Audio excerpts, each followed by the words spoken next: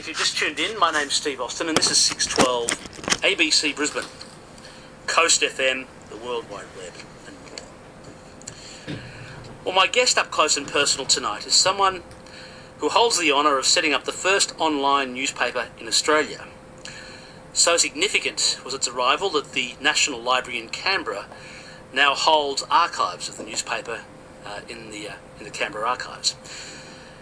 The company started by Scott Balson. Scott Bolson became the webmaster for the One Nation political party back in the 1990s, when Pauline Hanson first appeared in the Ipswich City Council and then later on won a seat in federal parliament. Scott Balson also set up and ran Global InfoLink, which was a web-based company in Ipswich. But as you'll hear tonight, Scott Balson suffered what would best be called prejudicial bullying by News Limited newspapers, owned by the global media mogul Rupert Murdoch, through his organs the Brisbane Courier Mail and the Australian newspaper. Against the background of the United Kingdom inquiry into Mr Murdoch's UK papers, Scott Balson argues that Mr Murdoch's Australian media empire needs to be broken up into small parts, and his story is a reason why that's so. He won his complaints about the News Limited papers with the Australian Press Council, but the whole experience left him with strong views about Australia's media companies. I asked him, first of all, how he came to set up Australia's first online newspaper right here in Queensland. Yes, so that actually happened by accident. Tell the story. Well, I love research, and what I used to do every day, ironically, is I used to take the headlines of the Courier Mail and do a little chapter and put that onto a page and then post it up on the web. Like a summary of the local news? Summary of the local news, okay. Yeah. And what actually happened, this is long before News Limited or anyone else had done this, and what happened was I suddenly started getting emails from expat Aussies all over the world who said, look, keep it up because we're keeping in touch with what's going on in Brisbane. And then I started getting emails from people who said, hey, there's a whole lot of news you're missing. And that's where I started learning about globalization, which wasn't talked about at that time, and some of the international treaties that were really not good for Australian people, but very good for Wall Street. All right. Now, I think the data or the web pages of the first online newspaper in Australia are now actually archived with the National Library of Australia. In other words, the National Library sees this as an important archive of the history of the media in Australia. They do. It's actually a historical document. There are about 5,000 web pages in that archive. All right, and this is not a bad effort for a place like Ipswich, you know, for one bloke, an immigrant based in Ipswich. Sets up the first web-based publishing company in Queensland, first online newspaper in Australia. Got me into a lot of trouble there. Got you into a lot of trouble. We'll come to that trouble in just a moment. Yeah. At some point in your time in Ipswich, you met an insignificant Ipswich City Councillor, and her name was Pauline. Tell me how you came to know her. Well, Pauline Hanson was a councillor at the Ipswich City Council, and that's why I first had contact with her through my work. What happened after that was, because I lived in Ipswich, I used to get the Queensland Times, which had all the local politics going on, and from there I started learning about Hanson and her famous letter that got the Courier Mail's steam up and got it disendorsed by the Liberal Party and so on. After she made her speech in Parliament? Oh no, this is long before she even got into federal politics. Right, okay. Yeah. After she wrote that letter, which actually talked about how wasteful ATSIC was, she basically was called a racist by the Courier Mail, and John Howard disendorsed her for that seat, and then she stood as an independent and won because so many people supported what she said. Yes, I remember the time. I think it was with ABC TV 7:30 report at the time. Could well have been. And her speech was the story of the moment. The House of Representatives had never seen anything like it, nor heard anything like it for some, I think since the days of the White Australia policy was the analogies that were drawn at that time. So you knew her and you'd followed her political career from the start. Yeah. What led you to become politically or in a business sense associated with her? Well, there was a very disturbing international treaty going on at the time, and it was called the Multilateral Agreement on Investment, or MAI. And I learnt about this through my contacts with people overseas through my online newspaper. And it very quickly became clear that this paper was anything but democratic. It was all about big business stealing everything from small business. And I drew this to the attention of the Liberal Party and also to the Labour Party, and all the politicians there said, oh no, it's good for Australia, and I knew it wasn't. And so what this happened... is the well-known rising tide of globalisation. Globalisation. Occurred around the world. Yeah. So what I did was I contacted Pauline Hanson's office, and they immediately jumped on it and said it's something that they would look into. And after that, I then threw my support behind her. Okay. Now, it turns out that your support would become pivotal to the One Nation political party and Pauline Hanson. You were a man who understood the internet in its early years. You understood its message delivery capability and its ability to aggregate and collect information. And you were on the cutting edge of this. And as a result, it made you quite effective and a target. Yeah. You were targeted personally and professionally by whom? In short, the Courier Mail. This is 612 ABC Brisbane, ABC Local Radio Queensland, Coast FM on the Gold and Sunshine Coast, ABC Digital, the web and more. My name's Steve Austin. I'm up close and personal with Scott Balson. You may know Scott Balson's name. He has been pilloried in the media for many, many years. As you'll hear a little bit later on, his name in some quarters became synonymous with racist. And I'll ask Scott about that in just a moment. So you struck up an alliance and started working with the One Nation political party in its very early years, probably at its most controversial with Pauline Hanson. And what was your role? Initially, what I did was I covered some of the launch events, like the launch of the party I was at, and I took a lot of photos. And that was quite an extraordinary experience, because I was there. I saw how Pauline Hanson had come through all the protesters, how they spat at her, and it was just extraordinary. And when she came in, she delivered what was, quite frankly, a great speech. And all the media were there, including the Courier Mail. And the next morning, the Courier Mail had a tiny little statement in which they referred to the book, The Truth, and commented that it was racist because it talked about cannibalism with the Aboriginal. Sorry, just forgive me, you're getting ahead of me. So what's the book, The Truth? Oh, it's a book that was subscribed or ascribed to Pauline Hanson, her as the author. So Pauline Hanson published a book that was called The Truth, or purported to be published by her. Yeah, but it wasn't actually written by her. Okay. She hadn't even read it. Basically, someone else did, but they put her name on it. But instead of Did she know that? Oh, of course she did. Right. Yeah, absolutely. She was a bit silly then, wasn't she? Very silly.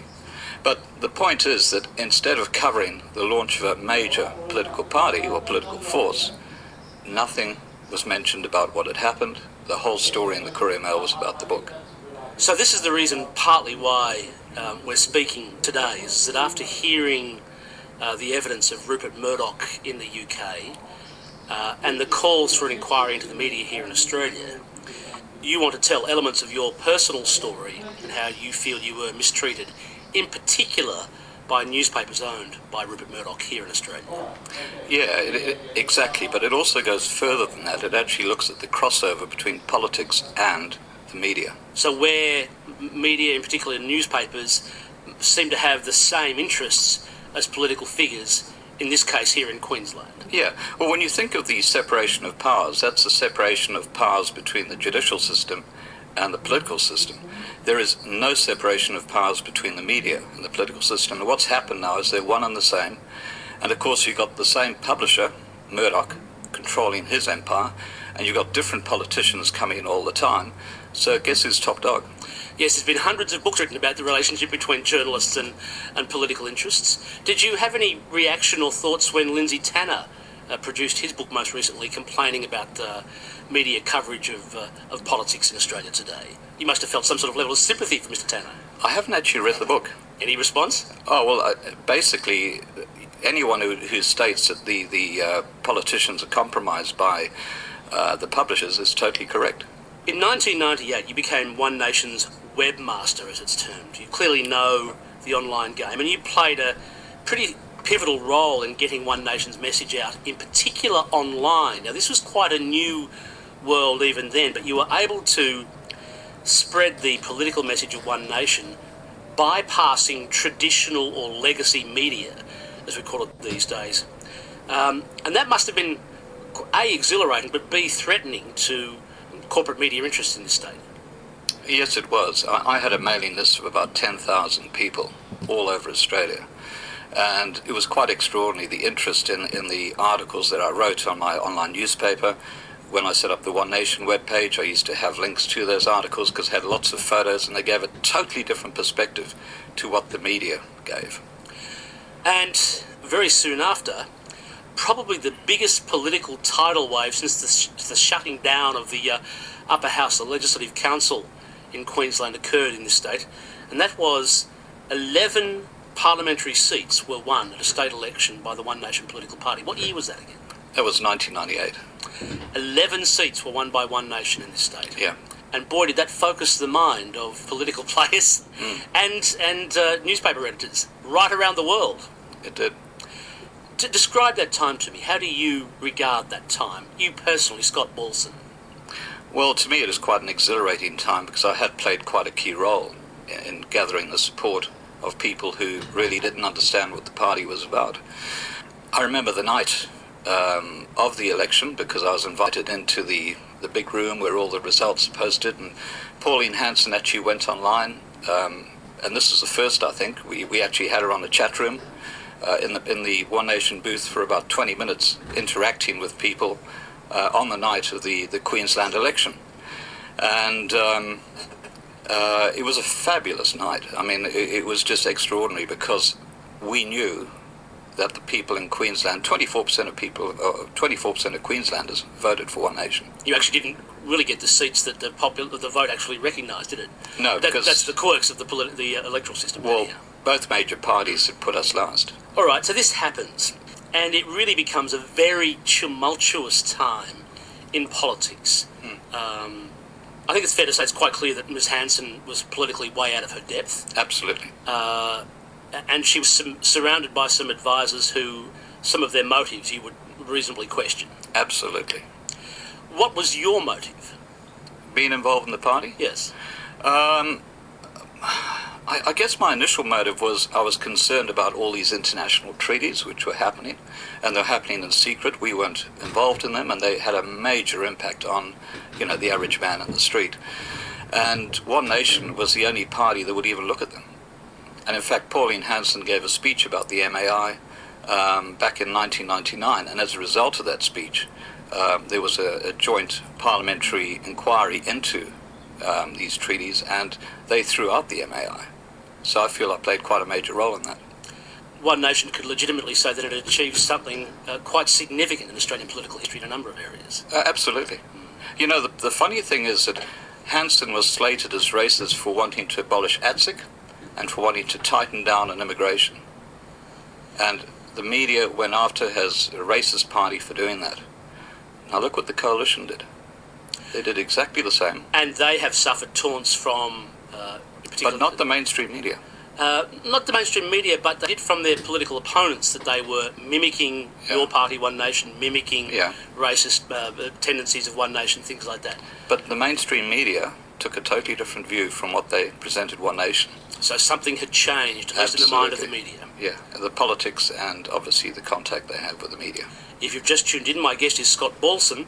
You would probably know him as a man who was described as the webmaster of the One Nation political party. This is 612 ABC Brisbane.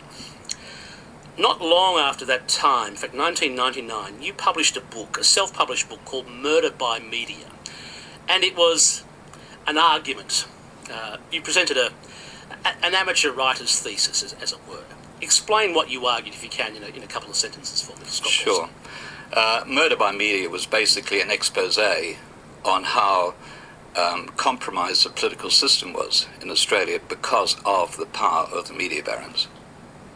And give some more detail to that. What examples did you use to substantiate your belief or your argument? Well, I basically used the online newspaper as part of the book, where I gave extracts of my coverage of One Nation events and what had happened, and then alongside that gave the reporting by the mainstream media like the Courier Mail, the Australian and other papers.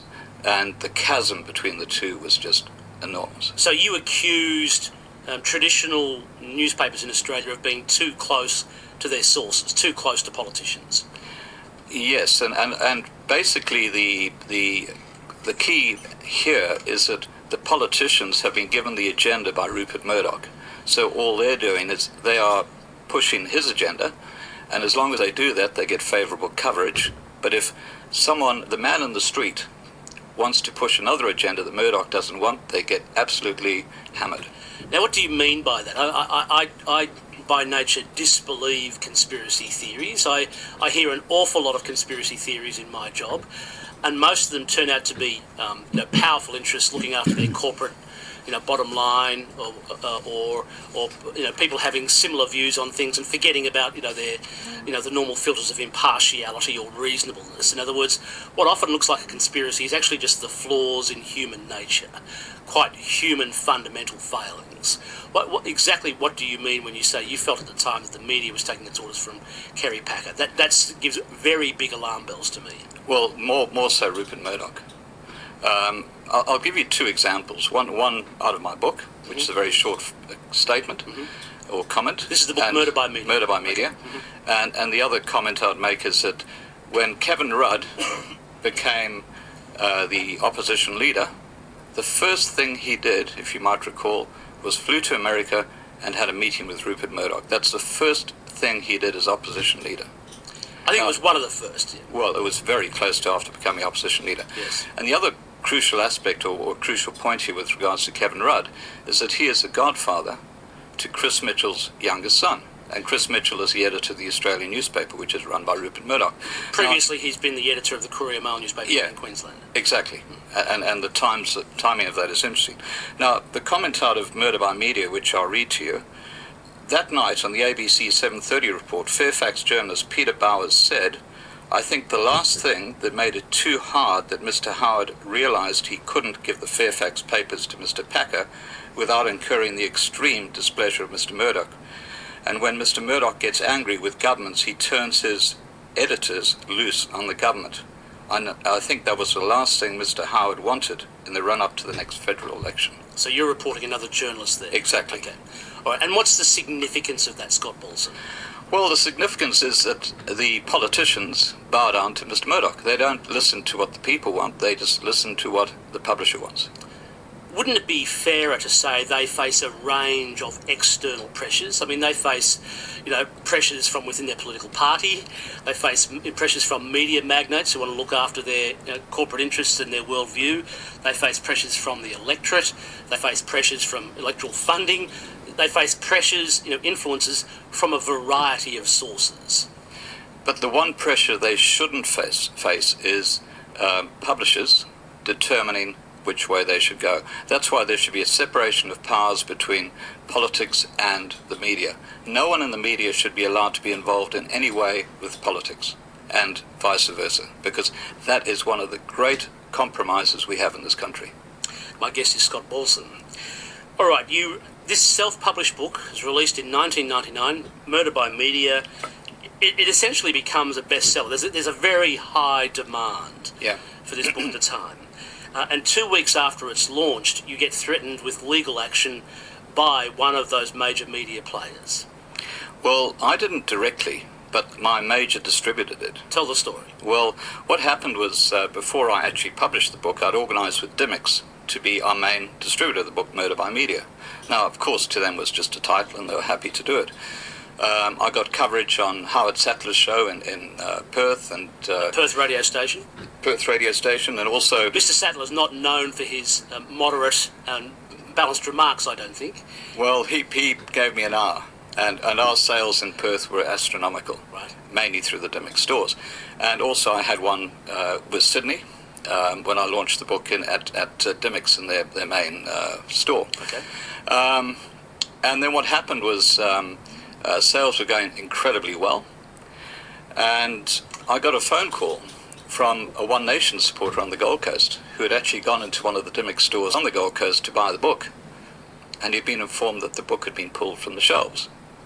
So I immediately contacted the distribution manager in Sydney to find out what was going on. Of Dymocks? Of Dymocks. And she told me that she had had a direct phone call from the CEO of Dymocks, who told her that Kerry Packer had heard about the book and was threatening to sue Dymocks.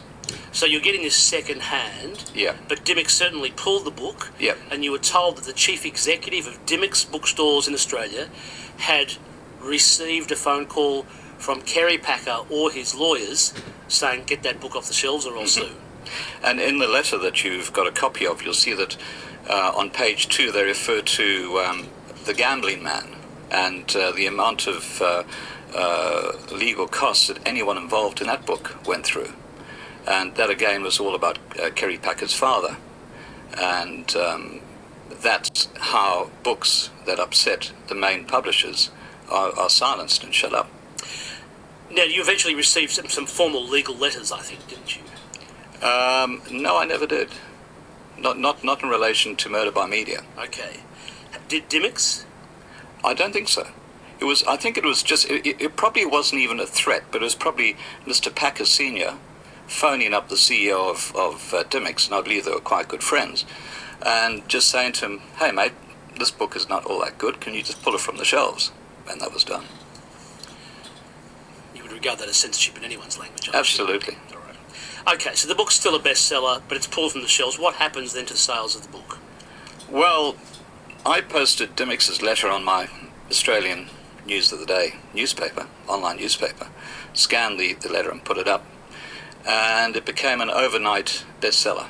All over the world people wanted the book that Packer had demanded be banned, and it sold out very quickly, with sales, international sales going exceptionally well. And at the same time, ironically, I was getting boxes of books back from Dymocks, which had been taken off their shelves here in Australia. So did you sell them all? Yeah, absolutely. Now, all of this, I mean, the people, I'm sure people who've been around for a while would remember the sort of the heightened intensity and focus on One Nation at that time. But it was at this point when your name started to seep into the media, the traditional, the legacy media, more and more. I believe that at some time that year you did get a reporter with the Courier Mail who warned you that the paper, in an editorial sense, was out to get you. I want to be very careful, we don't name anyone here, but is that correct? That is correct. So you were warned by a journalist at the Courier Mail that the paper had decided that they were going to go you. For what reason? Well, I should tell you how I knew the reporter first, and I'm not going to say who it is, but he and I were in quite close contact because of my involvement with One Nation. He would phone me up from time to time and ask me things, and I would try to get phone him stories. up. Yeah, exactly. Okay. So that's how I knew the guy. But basically, he phoned me up one day and said that the book Murder by Media had really upset certain people within the Murdoch organisation, and they were looking for any which way they could to go after me. So he's implying that they're corporate, that they felt threatened corporately, or that they felt a personal defamatory slight, or what was it? Were you given an indication? I think it was more the outrage that some little fella who had this stupid little online newspaper would challenge them in this way. You know, they weren't used to that happening. So in terms of a media sense, you weren't any sort of commercial or economic threat, but you were clearly getting traction, as it were, in an agenda-setting way. Yeah, exactly. If you've just tuned in, my guest is Scott Bolson, former webmaster for the One Nation political party. What resulted? Well, nothing happened for several weeks, but at that time, the papers were starting to cover with some sense of outrage that there was a senior Labour MP who was being investigated for pedophilia, sitting in a very prominent position in the Parliament, in the Queensland Parliament, that is. And back in October 1998, the Courier Mail had published an article in which they named this person and wrote a story about what he was alleged to have done. So what I did was, in July 1999, I basically transcribed their story and actually gave the quote as to where I'd got the story from. So you did a cut and paste, as they call it? And paste Okay. into my online newspaper. Okay. And within hours of that going online, a reporter from the Courier Mail, a female reporter from the Courier Mail, lodged a complaint with the DPP. The Director of Public Prosecutions? Yep, against me. And I got a copy On of what it. basis? That you had plagiarised or breached copyright by cutting and pasting their text? No. Under the Sexual Offences Act of 1978 in Queensland, that I had named someone who was facing an investigation on acts of pedophilia. Even though you'd taken the quote from the Courier Mail newspaper, which had named the person? Exactly. And what was the response by the Director of Public Prosecutions? Do you know? Well, within hours of the complaint being lodged, my name was being bandied around on the radio as someone who had broken the law. And within 2 days, the Attorney General had ordered that I be arrested on a summary charge being like a speeding fine. On the Friday, on the day that a reporter at the Courier Mail wrote an article, an opinion piece, explaining why it was justifiable to arrest me, on that day I was phoned and told to go to the watch house in Brisbane. I spent some time with the senior detective who was investigating the offence, and was then taken to the watch house, where I was thrown in prison. I was put behind bars. I was fingerprinted. I was photographed. I spent about 3 hours behind bars at the watch house. And from there, they took out a search warrant. They came to my house, and they searched. They spent a whole afternoon, 3 policemen searching my house. And they're probably looking for What something. were they looking for? I don't know. Maybe something they could actually hang on me. What was the search warrant? What did the search warrant detail? It just said they could search my house. So they had a broad-ranging search warrant in which 3 police officers searched your house Yep. all day, All afternoon. because you had been charged by the Attorney, or under the by the behest of the Attorney General in Queensland at the time, for cutting and pasting something that had been published by the Courier Mail. Exactly, and the charge was basically that I had named Bill Darcy before I should have. Right, a man who was subsequently found guilty of, Yeah. of charges. Yeah. But you cut and paste what the Courier Mail had already published. Yes. What action was taken against the Courier Mail for breaching the same piece of legislation? Well, the argument the Courier Mail had was that this was before he was actually charged. So what they were saying, in fact, it's in Solomon's article, that although they had named him, the only legal ramification was that Darcy could have actually sued them for defamation. And what their argument was that even though they published it pre my article, it was okay to do so at that time. But I should just add at this point that in the same week that I was arrested, the Courier Mail broke that law 3 times, because the law clearly states that you're not allowed to mention the place of employment of someone who's facing the charges, and saying a senior politician gives a place of employment. So what resulted? Nothing. And several other people broke the same law, but no charges were ever brought. So you were the only person ever charged by reprinting what the Courier Mail had already published. Exactly. And not only that, but I'm still the only person to have been charged under that law. So what happened? You faced a magistrate or a judge? I faced a magistrate. I went through 3 trials. The first 2 were adjourned because the first one, the police didn't have their evidence together, even though it had taken them 3 days to have me arrested. The second one was basically adjourned because I had it in the wrong jurisdiction. I was being heard in Brisbane when it should have been Ipswich. And of course the third one happened in January. Well, basically the pre-trial happened in January 2000 at Ipswich. And what resulted? Well, when I pleaded not guilty, they then called a date for me to be heard, and I spent a whole day in court.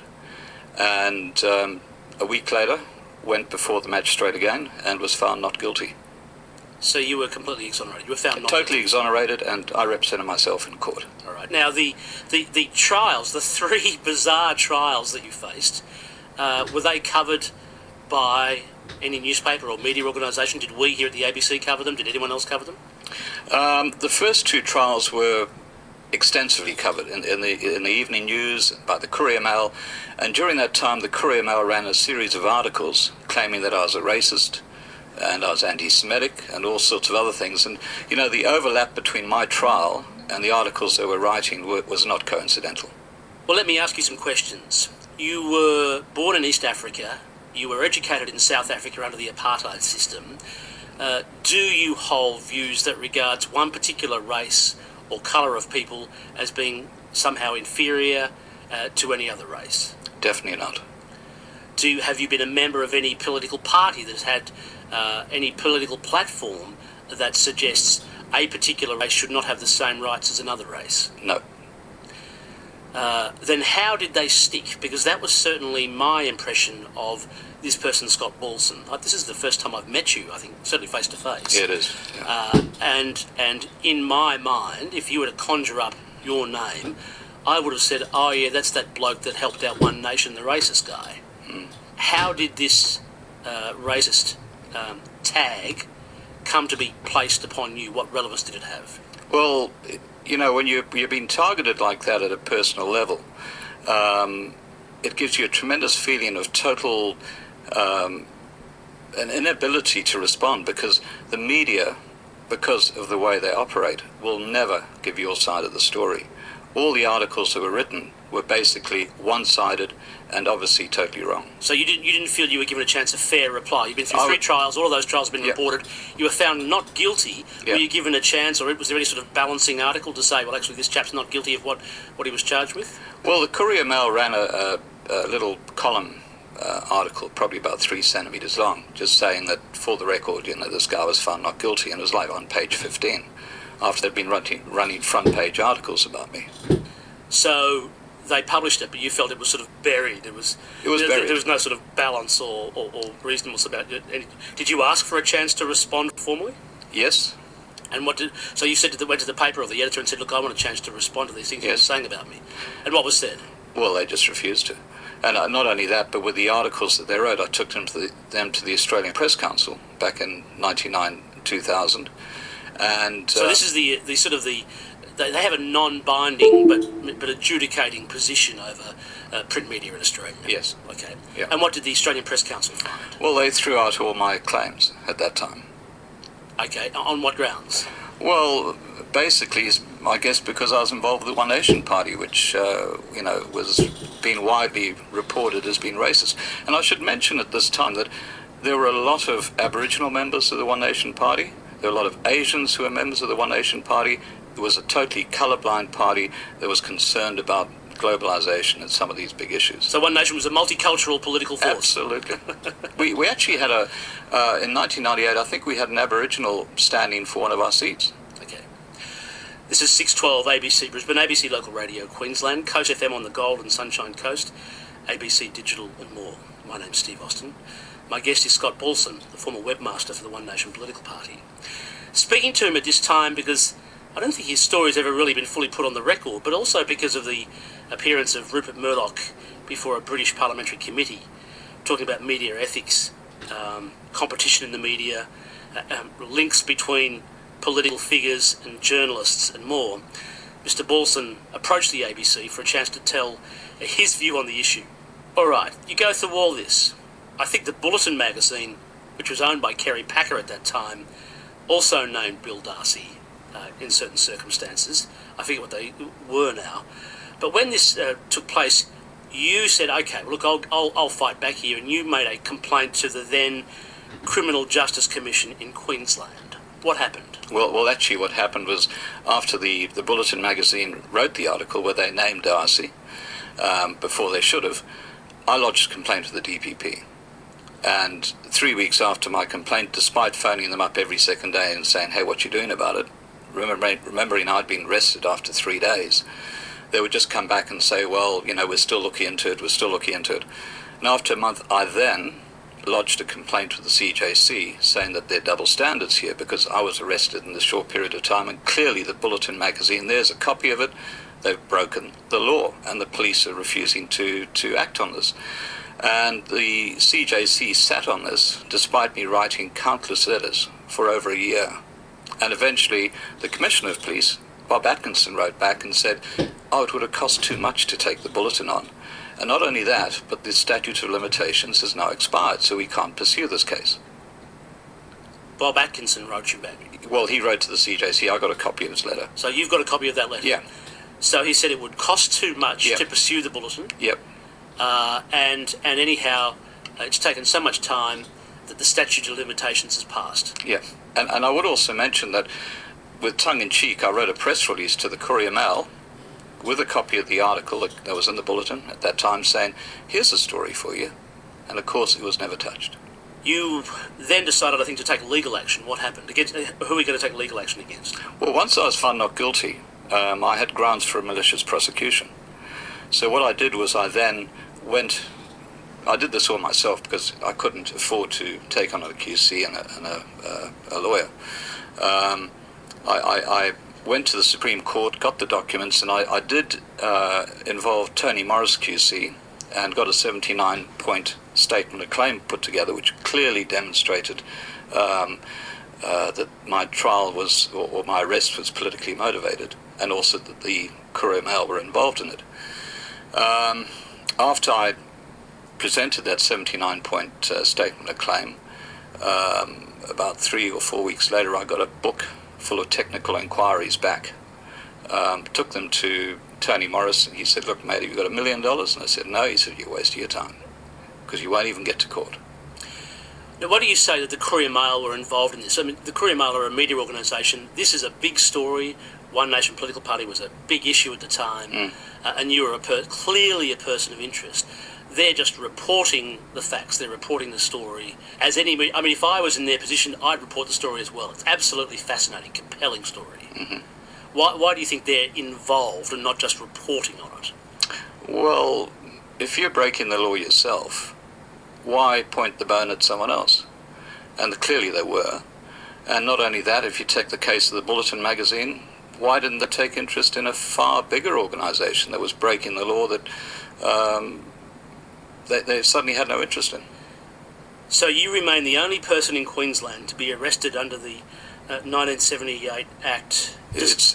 Basically, the Act says you won't disclose the identity or details related to a person who has been investigated for acts of pedophilia. All right, so the three organisations that did it was Scott Balson, webmaster for One Nation, the Courier Mail newspaper, and the Bulletin magazine, and only Scott Balson was ever charged and found not guilty. Exactly. The guys that did the original publishing, no action was taken against them. No. This is 612 ABC Brisbane, ABC Local Radio Queensland, Coast FM on the Golden Sunshine Coast and more. I'm up close and personal with Scott Bolson, former webmaster from One Nation political party. What do you take away from all this, then, Scott Bolson? What does this say to you as a citizen of Australia? Well, I'm very sad because we don't have a democracy. The only person with a power... Well, we do, Scott. I can vote, I can go and write to the paper, I can talk to my local federal or state MP, I can talk to Scott Balson and no one stops me. I can broadcast the interview and no one stops me. And as long as I'm not doing slander or libel or defamation, I can get it out there and we can tell the story. That's democratic. But the problem is that it's compromised before it gets there. The problem is that the reporting on someone can either make them or break them. And if you know what goes on behind the scenes at the highest levels between publishers and politicians, that's where the balance or otherwise comes in. Which is what we're seeing in the United Kingdom with News International and the British establishment. Or not the British establishment, but police and politicians. Yeah, but it's even worse in Australia. Tell me why. Well, because Murdoch basically runs the whole mainstream media in Australia. What, because of his ownership of different media outlets? Absolutely. Okay. He has total control. All right, what would you like to see happen? At this time, somewhat politically, opportunistically, the Greens and the federal government have said, yeah, look, we might look at a media inquiry. But there's no evidence of illegality or phone tapping or phone hacking by any news limited organisation here that I'm aware of, and I've certainly heard no evidence, and John Hartigan has been fairly strong, so there's no evidence. What political leaders are complaining about here in Australia is editorial positions or editorial content. What's your position? Well, I think the whole system is incestuous. I think the real issue here, and it's far worse than phone hacking, is that if you look at the people behind these politicians, more likely than not, and I'm talking about the advisors, the media advisors, more likely than not, they are directly from Murdoch's press. And when they lose their jobs, they go back to Murdoch's press. So there's a direct contact between... And the ABC, though, Scott Balson. I mean, there's a lot of journalists from the ABC who go work for one side of politics. Sure. But that is where there should be a separation of powers, because what you've got is that link directly to the politician from the publisher. And what is the effect of that? In my mind, that might create a mindset or a groupthink, but that'd hardly be unique. Well, I think it would create independence, because at the moment there is clearly an issue related to two things. One is as I mentioned, the overlap of media advisors who are actually reporters, and the second thing is the actual control that Murdoch has over what we hear in this country. Now, he made a very interesting comment at the inquiry in London the other night, or the other day, and that was that one of the greatest strengths of the British media is that it's so competitive, i.e. there are a lot of media owners. Yes. And he said that is why politics in that country is so transparent. Guess what's happening in Australia? It's a total reverse of that. We don't have a competitive media We environment. do not. Even with online, I mean, you know online better than most, you're one of the pioneers, even with the rise of blogs, crikey.com.au, a whole lot of sort of pundit blog sites and websites, isn't that bringing increased competition in Australia in an online sense? It is, but it's very disparate. I mean, different people follow their own interests in different areas. You watch TV at night, and you get served up what they want you to watch, and that's right across the country. So as opposed to being 50,000 different web pages giving 50,000 different points of view, the mainstream media have a specific message they portray, which makes them strong. I'm going to wrap the interview up, but there is a bit of a postscript to your story of sorts. Yeah. More recently, only a few years back, 2007, just before the federal election, I think it was, you were actually out of the country. You were in South Africa launching a new book, Children of the Mist. What was it about, by the way? Well, this is the irony of the whole thing. I've been studying the Griqua people, who are a multiracial tribe in South Africa for 30 years. And the book, Children of the Mist, was their story. And that book has now been embraced by the Griqua people in South Africa and is their official history. I'm going back to South Africa in 2 months, and I'm going to be meeting with the Griqua National Council. I'm going to all their main settlements. I'm meeting with lots of Griquas.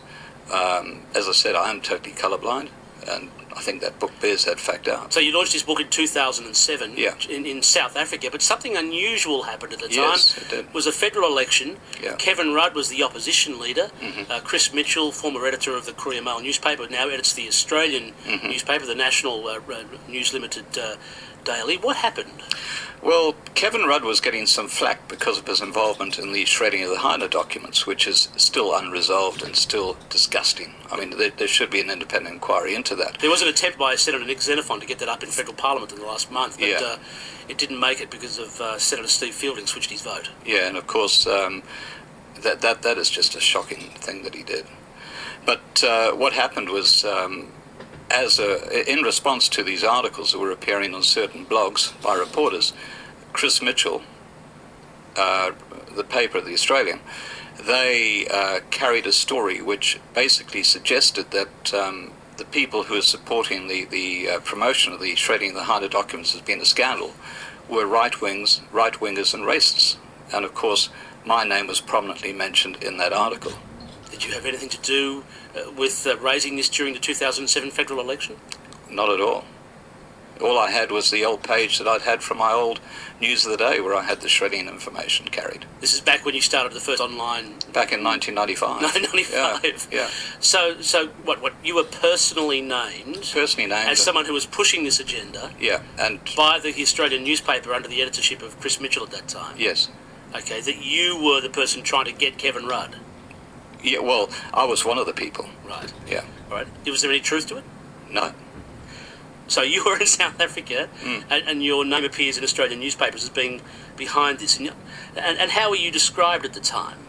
In the article? Yeah, in the Australian newspaper, yes. Well, basically the link is made that I have been someone who's been pushing the case that there's something wrong with what's been going on there. Well, you do believe that, don't you? Oh, absolutely. Yes. Yeah, absolutely believe that. But the link comes in where it said that I've been associated with racist organisations and anti-Semitic organisations, Have you? etc. No. All right. So these were what? How do you regard those statements by the Australian newspaper at the time? Well, I was appalled because I was in South Africa. It was actually the day that I was meeting with people at Nelson Mandela's Foundation in Johannesburg, which is quite extraordinary. All right, so this appears in the papers. You know nothing about it. You're on the other side of the planet. Did that article reveal that Kevin Rudd had named Chris Mitchell as the godfather to his one of his children at the time? No. All right. Had that actually happened at that time? Yes. Okay. In a sense, the personal relationship between Mr. Rudd and Chris Mitchell, the Australian, it wasn't revealed to their readers at the time, as far as you can recall. It never has been. In fact, Crikey.com is the only place where they've actually talked about Kevin Rudd being the godfather of Chris Mitchell's son. All right. Now, did you complain about this to something like the Press Council? I did.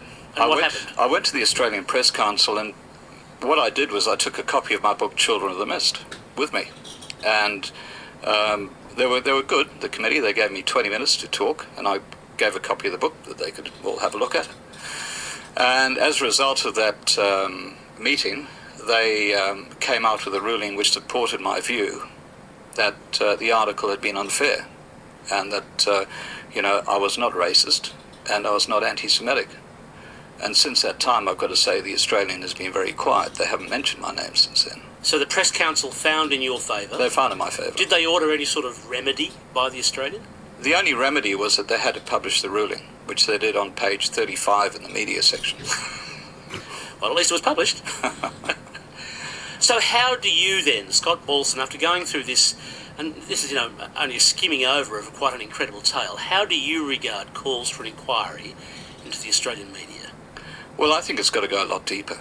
I think really the points of reference should be, how do we break up the control of the media by one very powerful publisher who has clearly been shown to be immoral when it comes to illegal phone tapping, and I don't buy the fact that he claims he didn't know. He is the man in charge. Basically, his media operation in Australia should be broken up into little bits, and different people should own it, because then you're going to get fair and balanced reporting. Would you cooperate with any sort of inquiry into the media in Australia? Absolutely. Should it look at the links between media organisations and political figures? In other words, where there's a symbiosis of work or relationship? Yes, but I think if the media is broken up into different publishing organisations, that won't be such a big issue, because the power will be taken away. What are you doing now, Scott Bolson? Still building web pages. Any involvement with sort of the new form of Pauline Hanson's political party? No, I've been out of politics since the time of the arrest. In fact, I closed down my online newspaper in April 2000 as a result of what I went through. Scott Balson, thanks very much for your time. Thank you. Scott Balson, up close and personal, former editor of webmaster of the One Nation political party. This is ABC Local Radio Queensland. Tony Delroy with you after 10 to 9.